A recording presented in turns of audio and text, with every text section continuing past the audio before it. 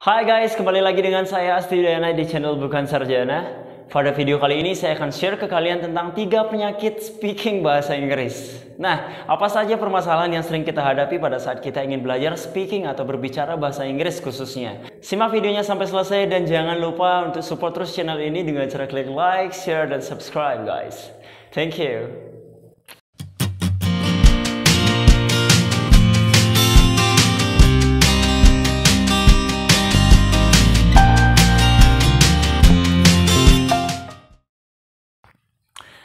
Oke, video ini adalah saya tujukan untuk yang baru belajar bahasa Inggris atau pemula ya, beginners.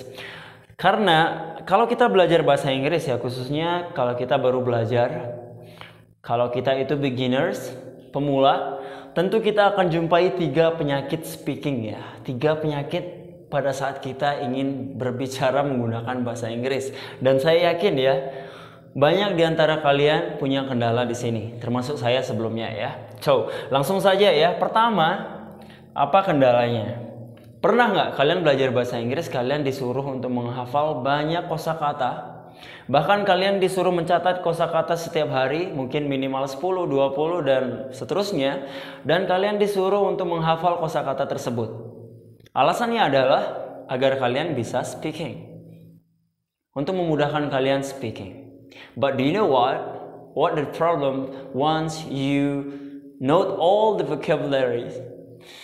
Permasalahannya adalah kalian bingung merangkai kata atau kalian bingung membuat kalimat. Karena saking banyaknya kosakata yang kalian catat, saking banyaknya kosakata yang sudah kalian tahu, tetapi kalau kalian tidak tahu merangkainya, kalian tidak tahu membuat kalimat itu seperti apa, susunannya seperti apa, of course you'll get confused. So ini adalah permasalahan pertama ya. Katanya harus banyak-banyak menghafal kosakata, tetapi setelah saya tahu banyak kosakata, saya kebingungan sendiri untuk merangkai kata-kata atau membuat kalimat. Agree? Setuju nggak? Pasti kayak gitu ya. Oke, lanjut ke masalah yang nomor 2. Mengerti tapi tidak bisa jawab. Nah, maksudnya adalah kita sering diajak berbicara bahasa Inggris atau ngomong bahasa Inggris dengan orang lain, entah itu western atau guru kita sendiri yang menggunakan bahasa Inggris. Kita mengerti dengan apa yang mereka sampaikan. We understood on what they are saying. So the problem is we cannot respond. So kita mengerti tapi kita nggak bisa jawab guys. How? Kalian mengerti dengan apa yang orang lain katakan ya, tapi kalian nggak bisa jawab. Nyesek nggak sih? Yeah, because I will tell you the reason later, okay? So masalah yang kedua adalah kalian mengerti dengan apa yang orang lain katakan, tapi kalian tidak bisa menjawabnya. You feel like something is holding your mouth tightly, something is closing your mouth, and you cannot even say that. Kita lanjut ya. Dan masalah yang terakhir atau penyakit yang terakhir pada saat kita belajar speaking adalah kita bisa jawab ya. Kalau sekedar menjawab pertanyaan orang lain itu gampang. Tetapi untuk memberikan pertanyaan balik atau mau bertanya balik itu kok susahnya minta ampun ya. Pernah nggak kalian ngalamin ini? Khususnya buat beginner ya. Nah, ketiga permasalahan ini ya. Which one is your problem? Yang mana yang kalian alami selama kalian belajar bahasa Inggris, khususnya untuk yang baru belajar bahasa Inggris atau pemula? Nah, tentunya ini adalah menjadi masalah yang paling dasar ya kalau kita masih belajar bahasa Inggris, khususnya kalau kita baru belajar speaking atau berbicara menggunakan bahasa Inggris. Nah, hal pertama seperti yang saya bahas tadi ya, kita itu menghafal banyak kosakata. Kita itu banyak menghafal kosakata, tapi kita malah kebingungan pada saat kita ingin membuat kalimat. So kita nggak mungkin kan menggunakan kata-kata seperti table, book, chair, and all, and so on, menjadi kalimat tanpa adanya kata penghubung, ya, tanpa adanya susunan kalimat secara benar. Tentu kita nggak akan bisa ya. Kita mau bertanya seperti apa contohnya, mau bikin kalimat berita seperti apa, kalimat negatif seperti apa. Sementara kalian tidak belajar itu, kalian hanya menghafal kosakata. Of course it's not gonna help you. Apa yang saya sarankan di sini ya, kalau kalian belajar kosakata, mulailah dengan kosakata yang pasti akan kalian gunakan. Biar tidak nanti kalian menghafal banyak kosakata tapi kalian nggak pernah memakainya, so that is useless. Kalian hafal kosakata yang akan kalian gunakan saja. Contoh, kalau kalian ingin berbicara tentang topiknya itu tentang kamar tidur atau tentang rumah, kalian cari kosakata yang berada di kamar tidur kalian. Entah itu dimulai dari pintu, dimulai dari depan rumah, ya, dan lanjut ke peralatan yang ada di tempat tidur kalian atau di ruangan kalian. Karena dengan ini kalian akan fokus ke satu objek saja, karena ini konteksnya kalian beginner ya, bukan pro.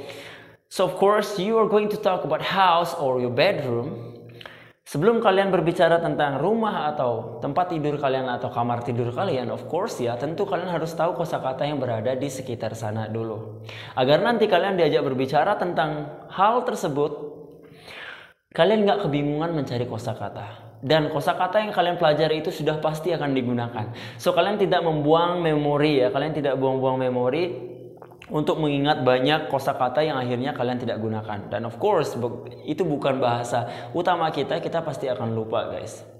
Oke, so saran saya hafalin kosakata seperlunya aja dulu. Nggak usah hafal kosakata beratus-ratus beribu-ribu. If you don't use them, so it is gonna be useless. Oke, nah sekarang untuk solusi yang kedua ini adalah bagaimana kalau saya itu mengerti dengan apa yang orang lain katakan tapi saya nggak bisa jawabnya. What is the solution of it?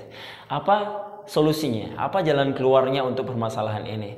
Nah solusinya adalah kalian harus banyak-banyak praktek di sini guys. Kalian biasakan praktek speaking dan listening. Ya. Saya rasa masalah yang nomor 2 dan nomor 3 ini adalah sama ya. Jadi ini berhubungan dengan understanding ya, memahami apa yang orang lain katakan dan kita berusaha untuk mengerti dan bertanya balik ya. Itu yang dinamakan komunikasi kan ya, adanya komunikasi 2 arah. Tapi kalau kita hanya mengerti saja, kita nggak bisa jawab kan? Percuma juga ya. Dan kalau kita bisa jawab tapi kita nggak bisa nanya balik, so that is not called communication. So guys, apa yang saya saranin di sini, kalian harus sering-sering praktek listening dan speaking.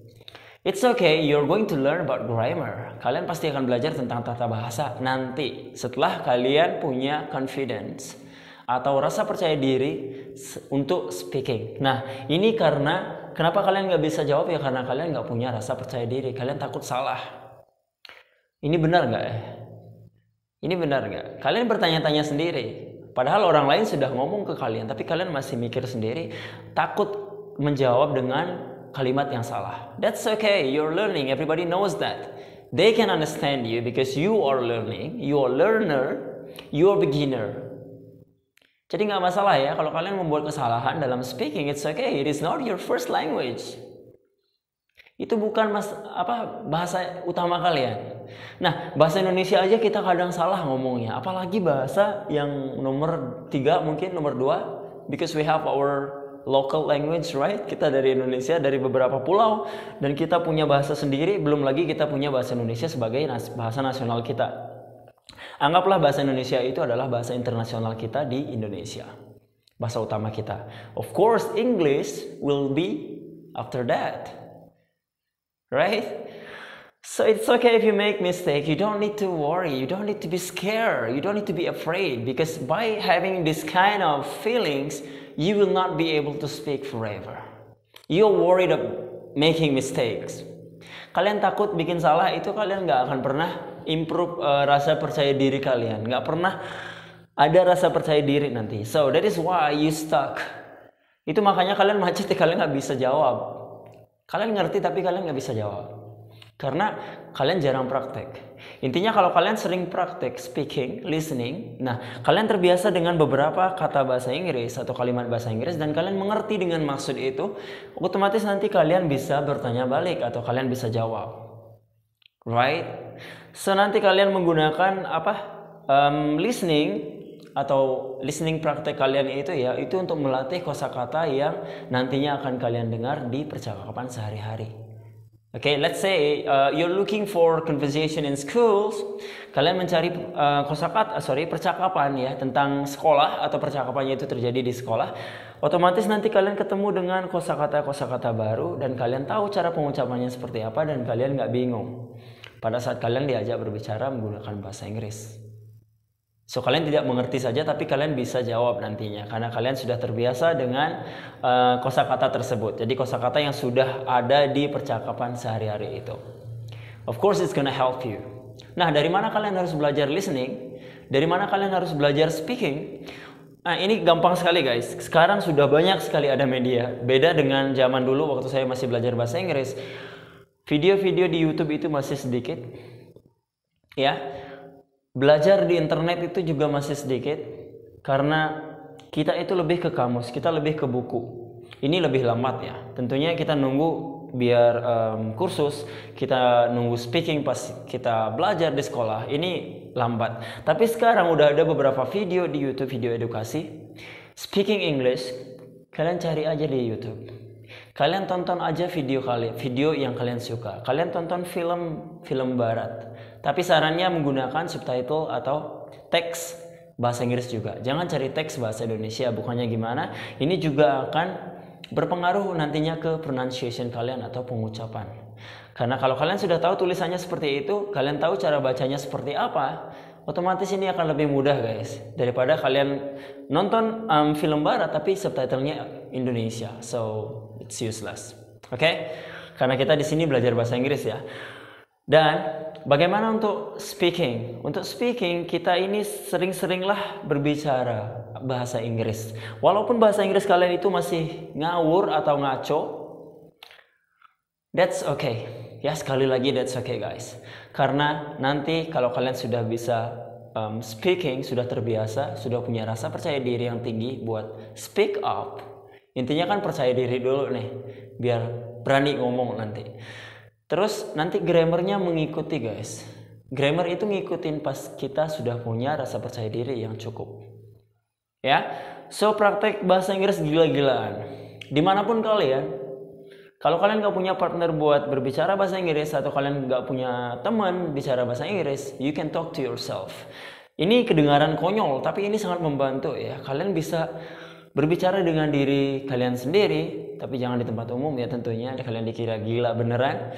Kalian berbicara di tempat kalian, di tempat privacy kalian, tempat pribadi ya, seperti di bedroom, living room, bathroom, or anywhere you think that it is comfortable for you to speak English. Selama itu nyaman buat kalian. Dan itu bisa sangat membantu guys, daripada kalian harus menunggu partner. Kalau ada partner langsung, orang barat atau orang luar negeri yang belajar bahasa Inggris juga atau menggunakan bahasa Inggris sebagai bahasa mereka, ini akan lebih bagus. Tapi kalau tidak ada, kalian praktek dengan teman-teman kalian yang belajar bahasa Inggris juga. Dan kalau tidak ada juga, kalian ngomong sendiri. Mungkin kalian rekam suara kalian di depan kamera, kalian rekam dengan HP, nanti kalian putar, kalian cek kesalahan kalian itu di mana. Mungkin pengucapannya kurang pas, nanti kalian ulang-ulang lagi.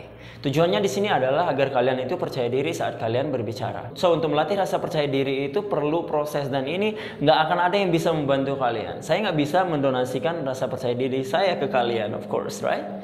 Dan juga kalau kalian punya kelebihan rasa percaya diri, kalian nggak bisa juga transfer ke saya. So this comes so natural. Ini sangat-sangat alami, sangat natural. Kalianlah yang harus berjuang. Kalianlah yang harus melatih rasa percaya diri kalian. Oke? Nah guys, itu saja untuk video kali ini ya. Saya yakin kalian pasti punya masalah di sini. Salah satu dari ini ya, mungkin lebih dari itu malahan, karena saya juga mengalami hal yang sama. But it's okay, we can learn and kita bisa berbicara bahasa Inggris. We can speak English. Oke, akhir kata saya ucapkan terima kasih, dan kalau kalian suka dengan video ini, kalian like, kalian share, dan jangan lupa untuk subscribe juga agar kalian tidak tertinggal video terbaru dari Bukan Sarjana. Oke, I'll see you in my next video guys. Bye for today.